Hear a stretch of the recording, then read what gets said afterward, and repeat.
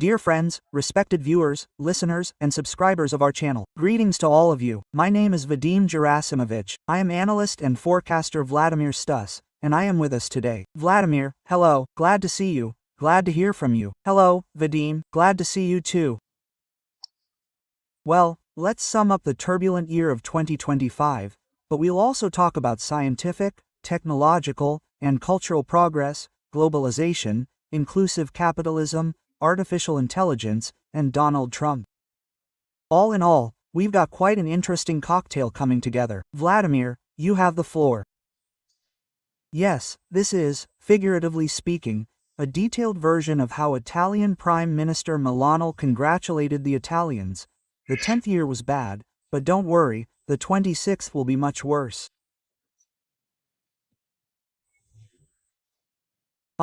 Well, that's the breakdown of what's happening now, and overall, it feels like the world is on the eve of the event.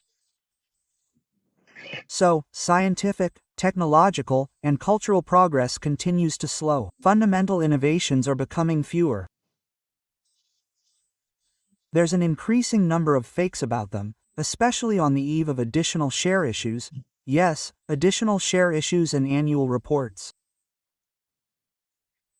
And there's still no such thing as a hyped-up, advertised new industrial revolution. Globalization is retreating in all directions. Regionalization is advancing in geopolitics, business, culture, and population mobility. It's advancing between countries, and within corporations as well. Economies of scale have stopped working. The same applies between countries, within countries, and within corporations. Factors have reversed themselves everywhere. And in everything, it's better to be small than big. And my article about the end of globalization was published, I think, in 2008. Far from everyone understood this. And the problems remained unresolved for too long. They were largely hushed up. The radical changes in external conditions were ignored for too long. As a result, the world has lost the ability to negotiate at all levels. I have a large, series of programs on Polytech called Geopolitical Weather Forecast, for which I am deeply grateful to Polytech. Well, I looked at the 2019 forecast for the loss of negotiability. Everything was possible, but now they can't agree. No one, with anyone, at any level, is in a time of loss of negotiability at the level of individuals, families, corporations, states, and geopolitics as a whole.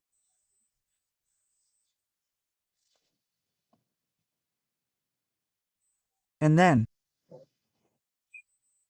inclusive capitalism and the green transition turned out not to be a fight for the climate, but the last, doomed attempt to save globalization.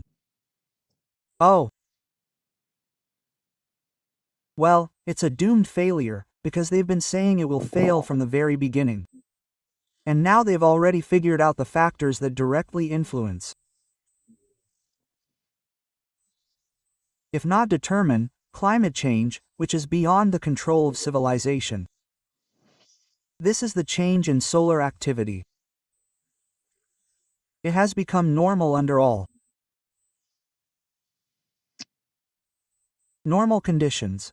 Solar activity should be declining now, but at best, it isn't declining. And this is the change in seismic activity and the increase in the geomagnetic anomaly in the South Atlantic Ocean. No matter. This is a powerful influence on the climate in various directions. None of this has anything to do with the activities of a technological civilization. That's not what they were frightening people with. And, by the way, there are things to frighten people with. Well, you can frighten people with anything you want, but it's of no interest to those who were frightened back then. For example, in February of this year, there was almost a massive eruption of the Santeria volcano. The last time it happened, it led to the decline of the Meccan civilization, and indeed, the entire Mediterranean. It was simply washed away. And some historians believe so, others don't. What led to it was ultimately the main cause, what's called the Bronze Age supercatastrophe. Well, in February, it almost happened again, but it wasn't profitable. And this topic, despite its obvious outcome, wasn't raised. Again, it has nothing to do with the activities of a technological civilization. Well, in short, they decided to hush it up. Yes, they decided to hush it up. Thank goodness they decided to hush it up, not just at the information level, but also at the seismic level. And thank goodness, otherwise everyone would have forgotten about the rest. That would have been the main topic. Next.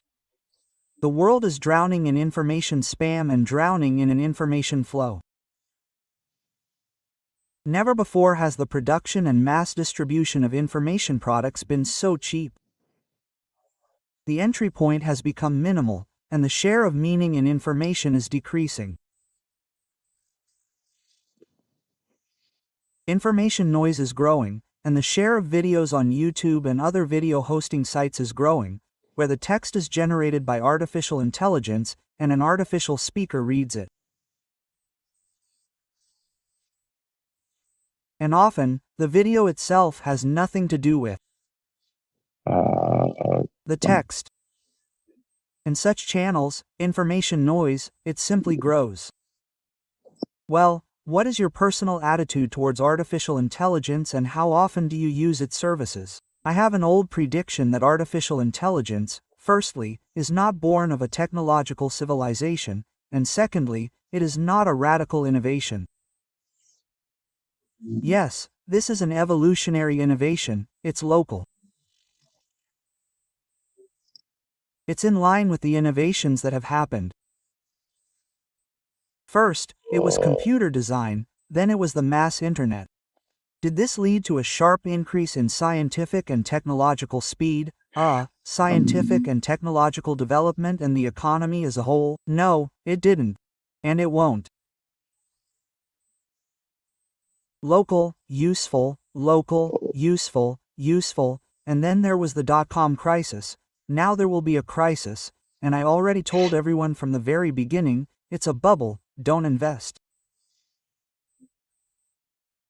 Well, okay, not a single artificial intelligence project has shown any success, it didn't break even, they're all deeply unprofitable. If it's not a bubble, then this is a different bubble. It's not a bubble like, that same 2008 bubble. Then it was from below, here it's from above. And here it's much higher. In terms of artificial intelligence, but now they're completely ignoring it. And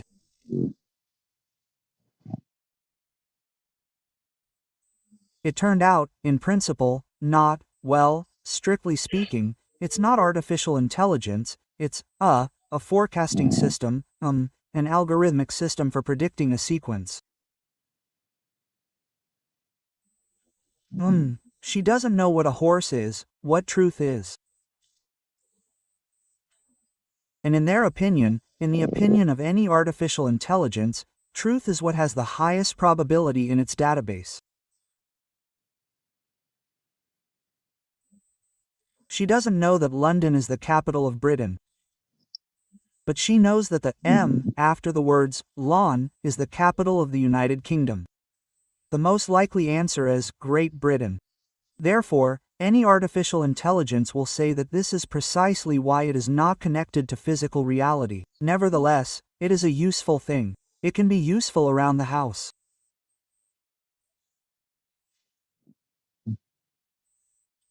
I use it as a reference system and for generating complex synthetic statistical indicators.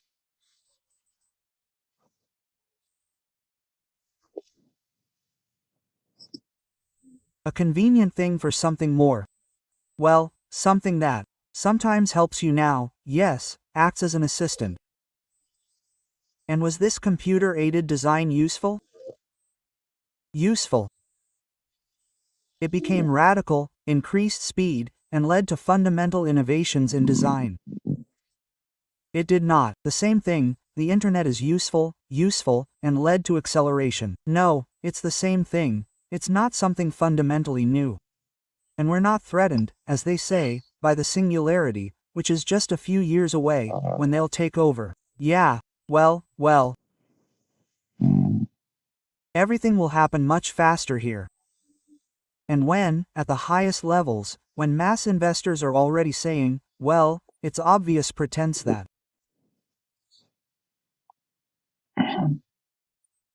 Basically, watch people, consume a product created by people. Vadim, are you a human being or are you an artificial intelligence, now broadcasting from a screen? Well, yesterday you were still human. Well, you see, that means we need to watch and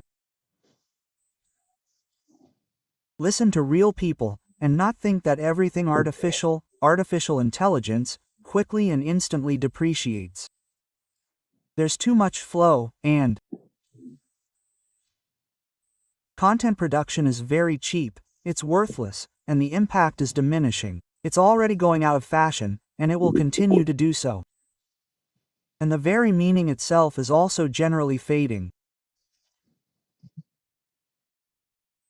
Half a century late, the world has finally realized that modernity, that is, the phase of accelerated scientific, technological, and cultural development, is over.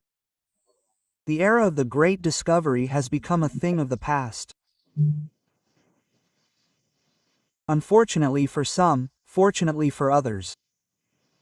The futurological mainstream has proven to be a manipulative technology that failed to hold up, to withstand the test of time. So, who am I with now? Who is my opponent now? But who was there? The futurological mainstream, those who predicted a new industrial revolution, but there's no new industry, no new technological order. And where is it? It's gone. It's still gone. I've run out of opponents, including my leading opponent.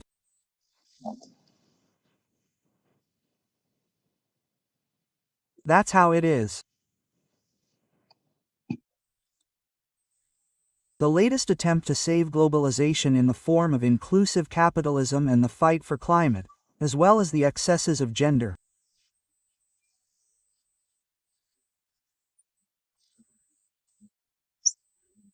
Justice is crumbling before our very eyes.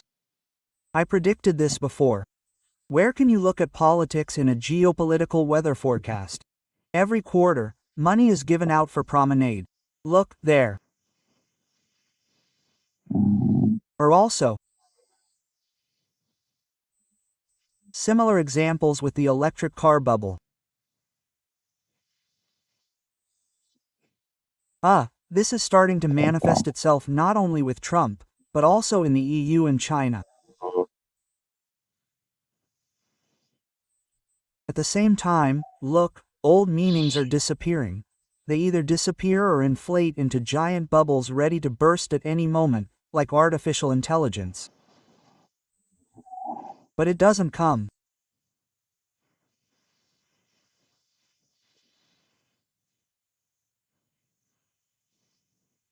Something like that. Now it's clear. Many are saying that the world is in a state of collapse.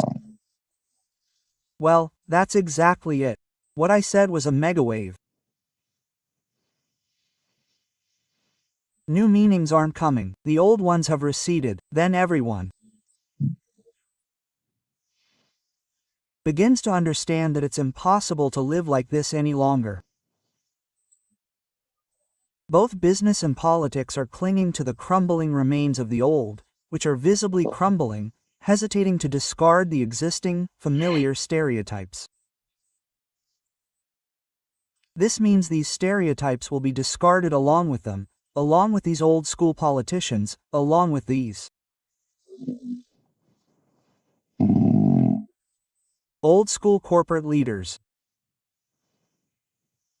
The former authorities of the intellectual mainstream have been defeated.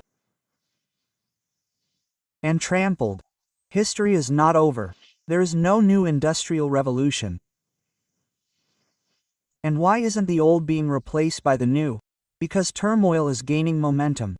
Turmoil, sputologies. Meanwhile, the gravedigger Trump increasingly resembles Gorbachev.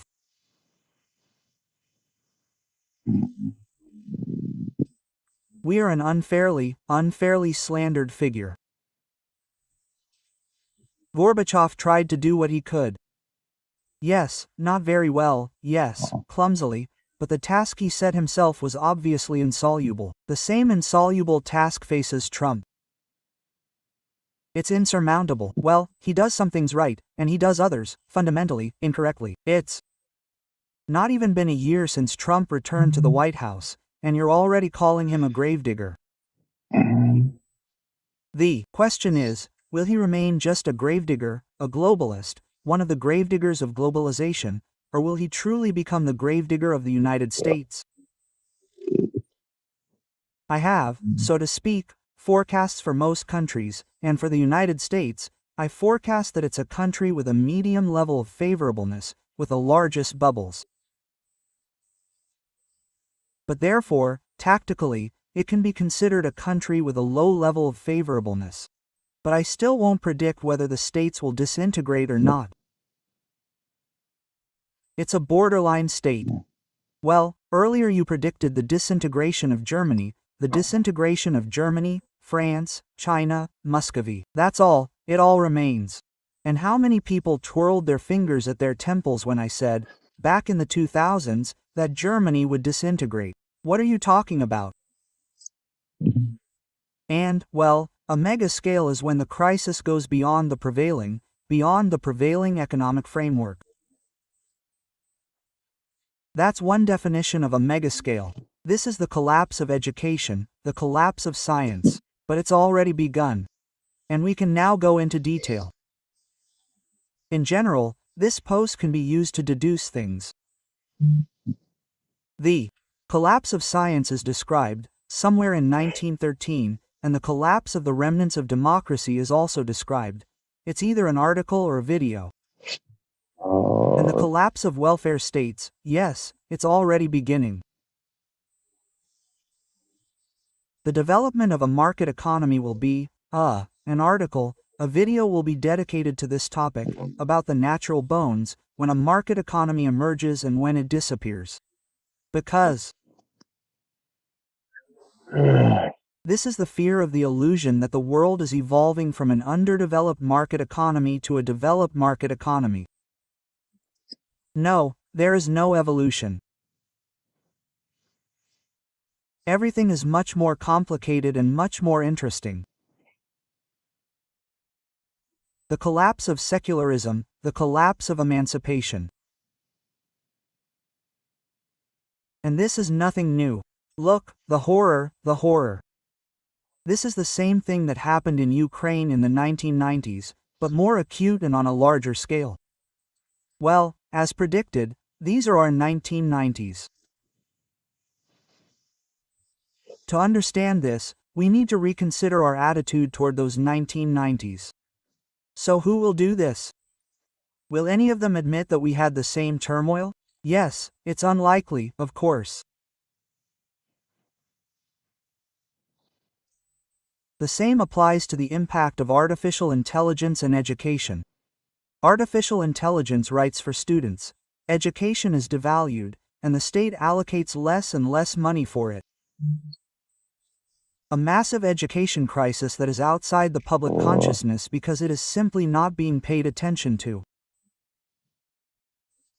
Artificial intelligence writes academic work for students, and it also evaluates these academic work for teachers.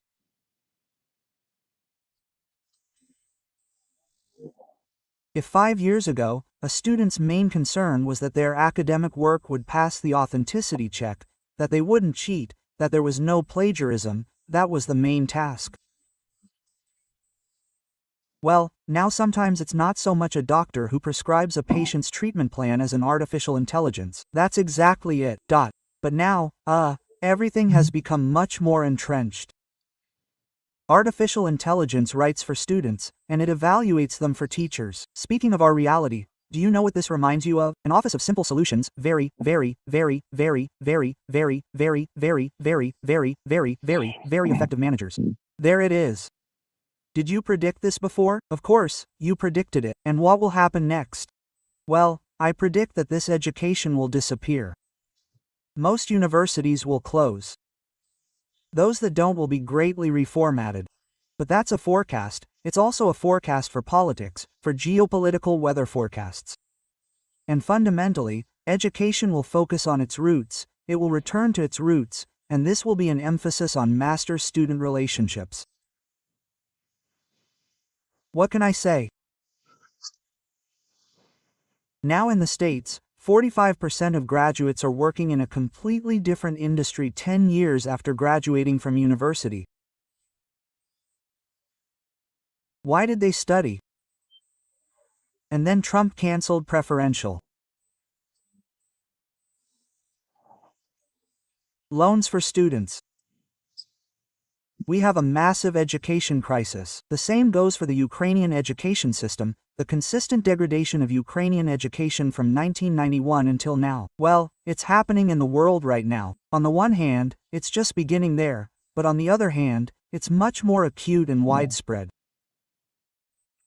A sharp decline in the effectiveness of investment in science. The extreme ineffectiveness of state support, as exemplified by Trump.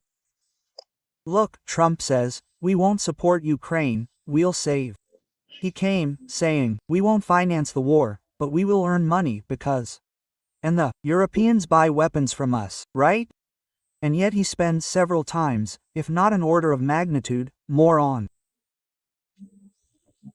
depreciation over the course of a year, not over, say, 5 years, but over the course of a year, on depreciation of American corporations' research and development expenses. Considering that 95% of these R&D expenses are American corporations, what is this? It's artificial intelligence, that same show-off. It would be much more profitable for them to support Ukraine now than to continue inflating this artificial bubble at home. Biden said that artificial intelligence would be the foundation of the economy. But according to Trump, Biden was America's worst president. Why is he repeating him? It turns out that he himself, that is, he considers himself the greatest president, is repeating the policies of the worst president. That's how it is. And the cuts in government funding for science are in full swing in various countries. And it's hard to look at us without tears. They just elected him. Just the other day they appointed the head of NASA. And who? Elon Musk. And NASA's budget for 2025 has already been cut by 20%, and scientific programs by 40%. Elon Musk said, well, he's absolutely right, that man won't go to the moon before 2030. And they ask, why? What purpose does this serve for Trump, if the mission happens, supposedly happens, maybe even after the next election? Quote,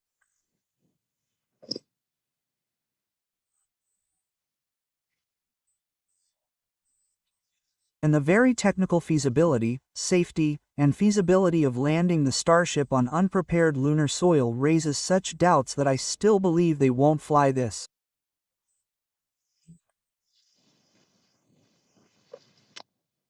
century, well, maybe at the very end of this century, and until then, they won't fly anything to the moon. Well, again, the situation is that they fly to the moon with a third helium ion. Everyone wants to fly to the South Pole with the moon, where it's most abundant. And they couldn't even collect regolith samples to determine how much helium-3 is there, and whether the mission even makes sense. The Chinese have such data.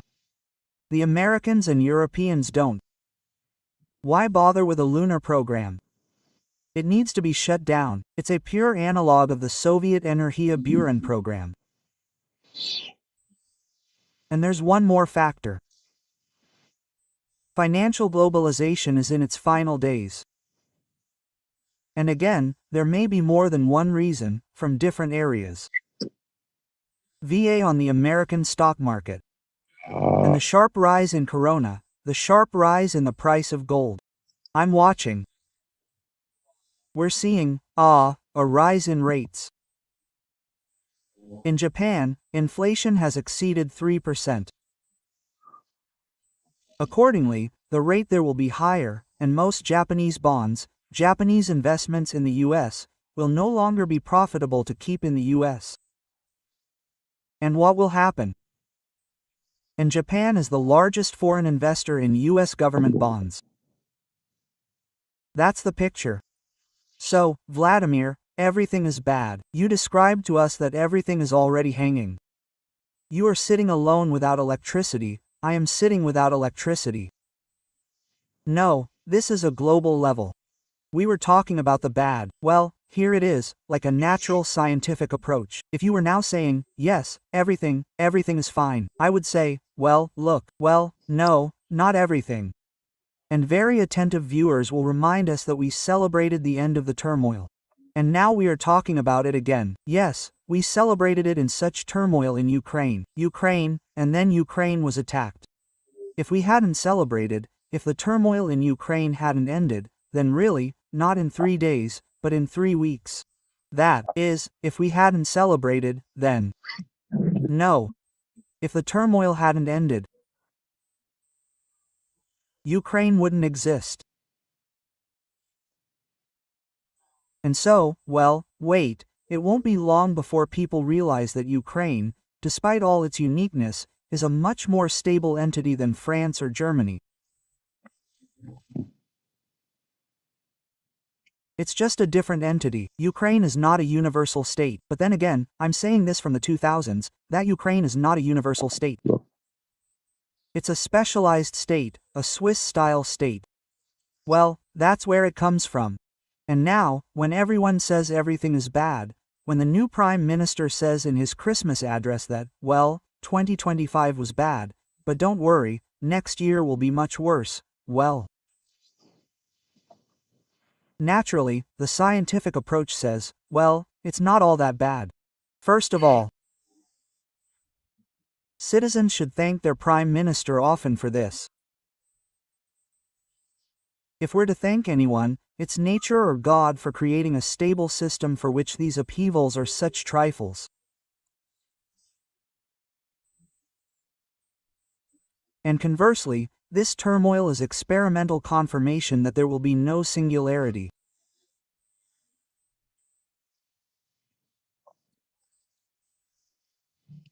This is what the Club of Rome has been preaching to us for 50 years. Limits to growth, exhaustion, the transition to singularity. None of this will happen. And this, that is, the end of the world, which the futurologists predicted.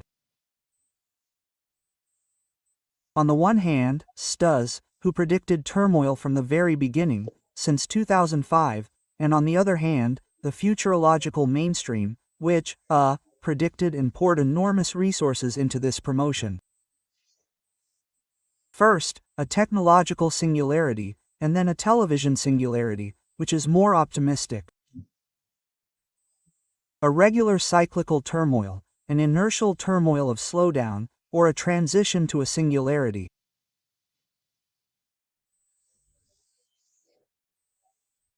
I think, and my forecast scenario is much more optimistic, so it's not as bad as it seems.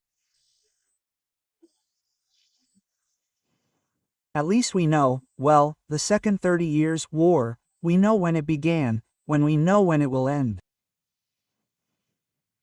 Unlike. That's it, now I'm ready to answer your questions, so the following summary suggests itself. Happy New Year, friends. Vladimir, yes, hello, time of troubles, New Year. Yes, hello, time of troubles, New Year. Of course, I'd like to talk with you about the forecasts that also concern the Russian-Ukrainian war. We're recording on December 24th, and everything that's happening on the negotiating track is changing rapidly. Some call it information swings. In the new year 2026, do you think we'll be close to peace, to a suspension of the active phase of hostilities, or will we still remain far away?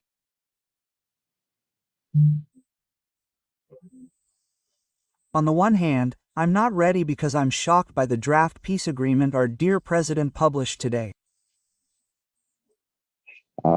It's still hard for me to formulate my attitude toward this without using inappropriate language. But on the other hand, well, the war will end, that's clear. The fighting is in Muscovy, and now the situation is deteriorating even faster than Ukraine's.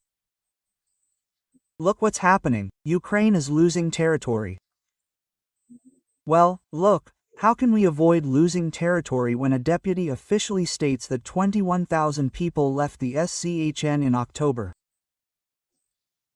That is, every day a reinforced battalion leaves the front line, abandons its weapons, and leaves. The authorities watch this and do nothing to increase the positive motivation of the fighters.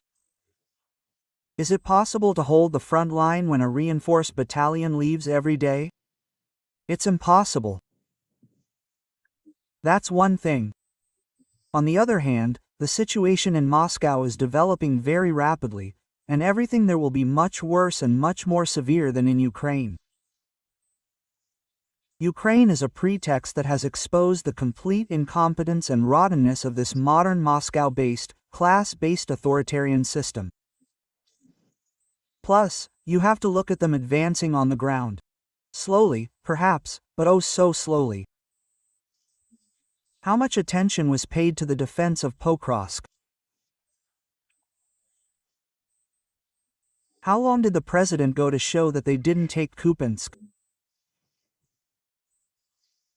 And how quietly, without even realizing it, did they surrender Seversk?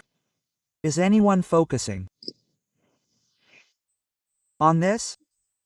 How could they not surrender if they're leaving the front every day? And the personnel is equivalent to a reinforced battalion.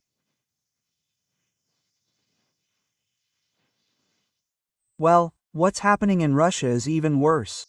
But ours is a strong country. Long-range strikes. Long-range strikes. And, yes, against Muscovy, against the Russian oil industry. And the oil industry, and the technological component, and against others, and the chemical component, and overall, yes, and very effective. Well, as we discussed in June of 22, I advised focusing on light sabotage against linear structures. Well, it turned out to be effective. We're talking about this, and we'll talk about its effectiveness after the military actions are over. But overall, we see all these pitfalls, all the inefficiency, the complete corruption of the Ukrainian government. But it's even worse there. In Moscow, there's inefficiency, idiocy, but frankly, that doesn't make things any easier for the Ukrainians. Well, not yet. It will be easier later, when things start to collapse there. After all, the situation is impossible to stabilize. This peace agreement, even if it's adopted on the best terms for Moscow, will not stabilize the situation in Moscow. And you can write as much as you like there, as it's written there, that the sanctions will be lifted. So what? Trump can sign whatever he wants, but the Europeans won't lift the sanctions. Why? Because Moscow won't reimburse them for the losses they incurred from the requisition of Moscow's assets, from the requisition of Moscow's Western assets after the start of the war. He won't return these assets, nor anything else, So, it's going to be a long time. Ukraine needs to withdraw from military action, yes, hold real elections, yes, replace this one. There's a certain amount of hope for a change of power, something we recorded last summer about how the oligarchs' servants, have gone haywire. We're seeing this now, in its purest form, across a whole range of indicators. The inability to do anything, to establish positive motivation for our defenders, our heroes who are defending Ukraine on the front lines, tax indicators, financial statements, widespread corruption, the inability to consolidate budgets. Through these idiotic decisions that are designed to. What's your attention? All this cancellation of pennies for steps, a new system of holidays, and this is all just a distraction. Programmers' Day, the closure of this very Bulgakov museum, is a distraction from the systemic collapse of the government's ineffectiveness.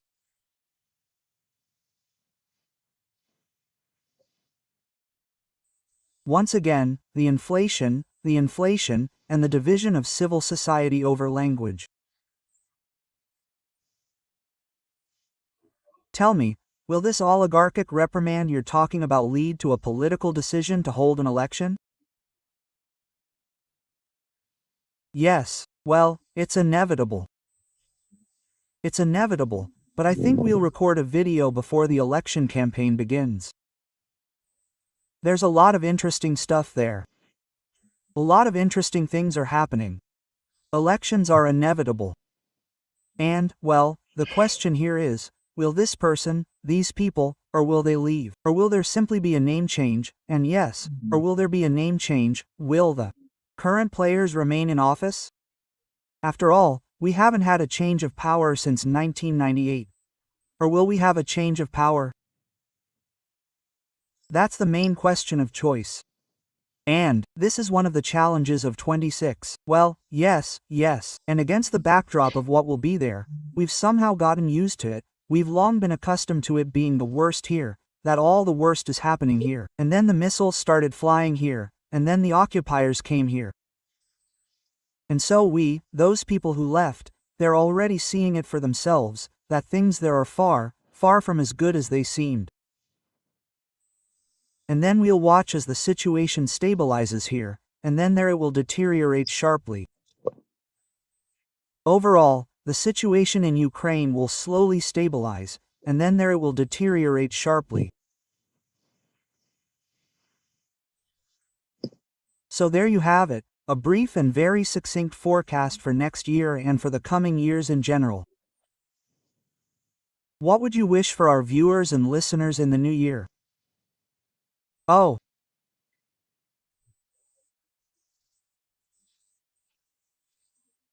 Our listeners here are already the most resilient, the most adapted, and the most courageous, so much so that they have nothing to wish for.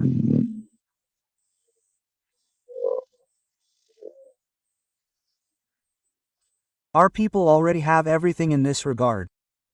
They already possess all those qualities.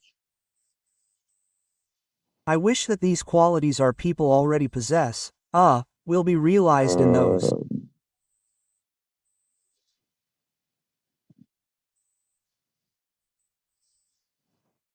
tangible successes and achievements that our people have even forgotten about, that they dreamed about and talked about back in 1990. Well, in 1991.